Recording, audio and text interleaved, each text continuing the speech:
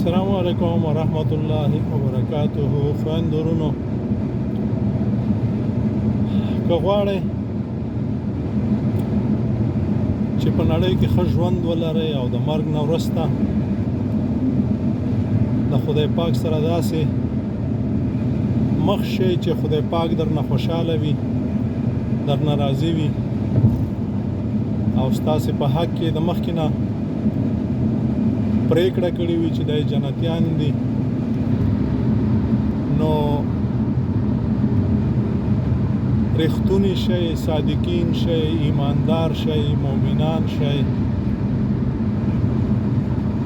د درواغجنو نه، د غلو نه، د ډاکمارانو نه، د غاصبینو نه، د منافقینو نه او د درواغجنو نه ځانونه جلا کړئ.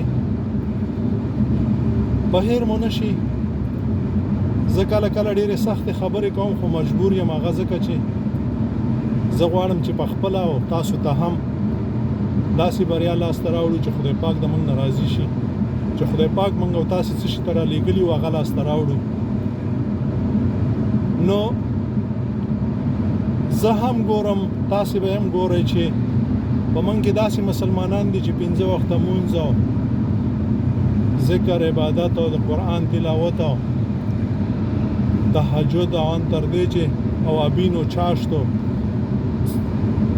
اشراک هم نه پرېږدي. خو د کور منافق، د کور غل، د کور ډاکو، خی ګوري، آرامخور دی، غاصب دی، ډاکمار دی، د خپل د پردي د ګاونډي حق خوري، درواغ وایي، منافقت کوي، زورواکی دی، لیکن هغې ته ټرتم نه کوي، هېڅ هم ورته نه وایي. یعنی ډیره د بدبختۍ خبره خدا ده چې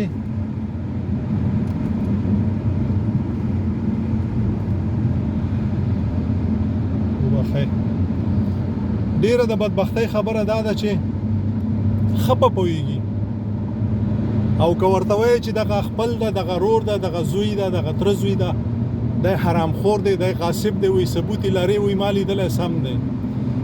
دې دپاره بیا ثبوت غواړي او که د 1 روپۍ وخوري، بیا که د خدایي ورته راشي 1500 کسان ورته راوړي او معذورت وغواړي، نه یې معاف کوي. خو که د بلې خوړلې وي بیا نو دی ثبوتونه غواړي. نو الله مو ښاد و آباد لره، رښتونه شئ.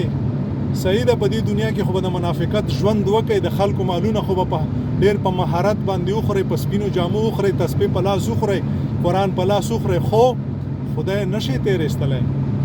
هغه ژوند دپاره چې الله رب العزت تاسو رالیږلي یاستئ، هغه ژوند نشي ترلاسه کولی. هغه ژوند دلته ښایسته ژوند دی، خوشحالیانې دي، خلک خو ته رابلل دي چې شپې اوده شي، ارام خوبونه کوي، چې 2 کپه ډوډۍ وخوري در باندې داسې لګېږي لکه کیمیا، او د مرګ نه ډارېږي، او چې مړ شي په قبر کې خوشحاله، د خدای په درګاه کې چې د خدای سره مخ شي د قیامت په ورځ خوشحاله او پوه به شي چې خدای پاک ستاسې په حق کې د جنت پرېکړه کړې، نه چې دلته ډاکې وای، د ډاکمار په خوا کې ویلاړې او دعاګانې د جنت الفردوس په جنت کې لوړې درجې غواړي، نه شرم نه خجالت. الله مو ښاد و آباد لره، ژوندي اوسئ. نه غواړم چې مخکې لاړ شم. صادقین شئ. السلام علیکم ورحمت الله.